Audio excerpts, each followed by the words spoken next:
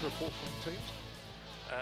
Well, we saw from Timo's car some oil on that last run of his, which mercifully just turned out to be the header cover gasket on one side that was leaking. So it was no engine damage as such, it was just a fine spray coming out from under one of the header covers. Mercifully nothing there.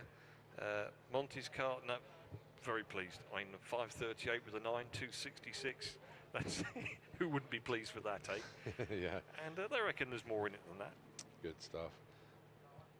Okay then, so both just getting themselves lined up. I was just going to say, back off of that, Dave, they're more, on that particular run, he deep stage as well, which normally locks a few hundredths of a second off the elapsed time. So that was, what did he qualify at again? 5:35.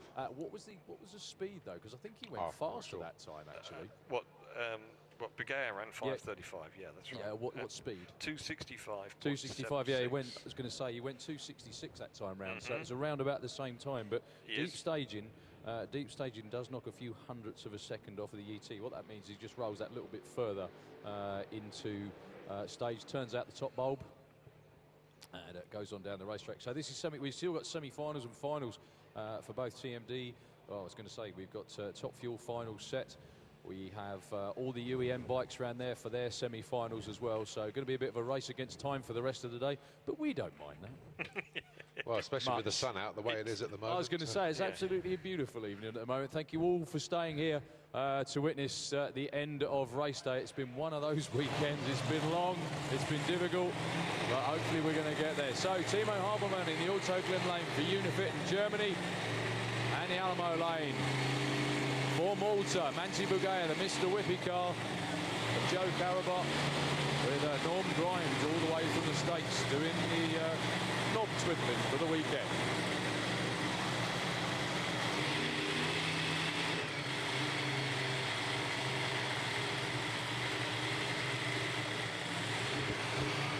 Both these cars have been sat round the back there for some time waiting for that oil down to be cleared up. So the engines will have got slightly cold. The oil in them needs to be at a certain temperature, both in the engine and in the transmission. So don't be surprised if you see a slightly longer than usual burnout and a slow reverse.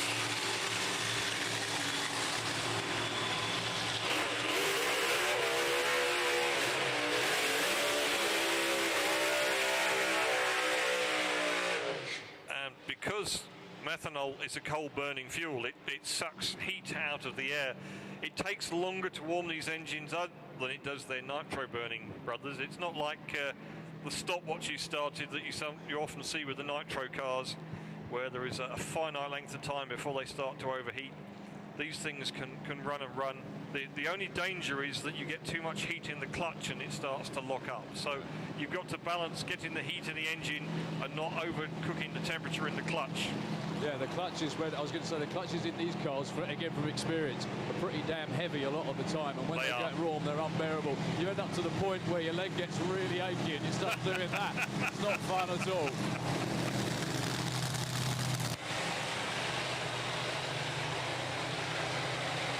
Both cars getting the once over. De-icer being sprayed onto the injectors for the superchargers. One last final check. There's Werner telling him to bring his car forward, stage the car.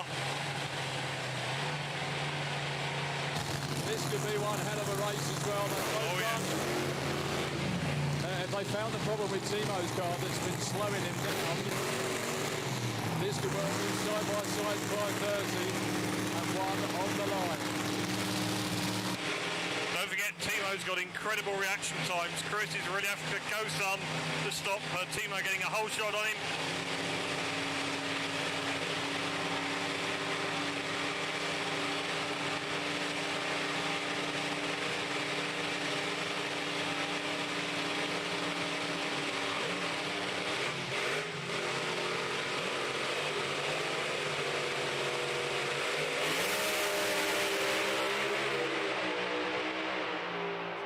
What a race! Wow, 5:29 for Monty Bugeja, 259 miles an hour. That is absolutely fantastic. Joe, my friend, could you ever have believed Timo with a 5:47, but 5.29, one of the quickest cars in the world? I told you yesterday, I make a new record for me in here. Supercharger. And that's 3 in a row as well. Fantastic. Problem. I'm another motor and just fucking win. Thank you very much indeed. Joe Carabot, one of the happiest men you'll ever meet at the moment. What a storming run. 5.29 with a 2. Could well be the quickest run ever in Europe. The man who did actually run the first 5.2 sitting right behind him, but what a race. And it looked like, well, the burst panel went again by the looks of things there. Big style, actually. That may be more than just a burst panel, but the numbers on that must be unbelievable. Yep. Give them a massive cheer, folks. That is absolutely stunning stuff. 5.29. There are only a handful of supercharged methanol dragsters in the world that have done that, and they've just joined the list. He needed to do that because Timo off the line a 0.3 compared to Monty's 0.17. What was the margin of victory, Cole? 0.03 of a second. Unbelievable. He had to do that. That was with the panel going as well, so if it had stayed together, that would have been ungodly quick. Yeah, in fact, that's 0.06 of a second quicker than Dave Wilson's current record. I think Dave's still sitting down here smiling, though, because he was the first one to do it. But there we go. So, in Europe, it is a methanol car that's quicker than an A fuel car. Worked for at least about another 2 minutes, anyway. Yeah. Well, Andy Mars is just